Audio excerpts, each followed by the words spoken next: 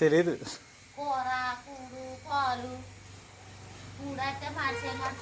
వాళ్ళు కూడా మనకు తెలియదు కదా, వాళ్ళు వేరు మేము వేరు కదా.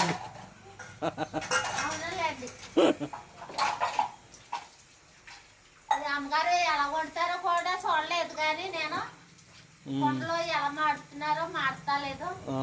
పైన కదా ఇంకా ఏం చేసాం కనిపించదు, పైన కదా మరి ఏం చేసాం కనిపించదు.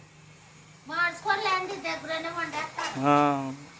ఆవిడ తోకుంటున్నామో కదా, పైన వాళ్ళకైతే మరి ఎలా వండేసినా పడేసినా అలా చేసుకుంటారో అని.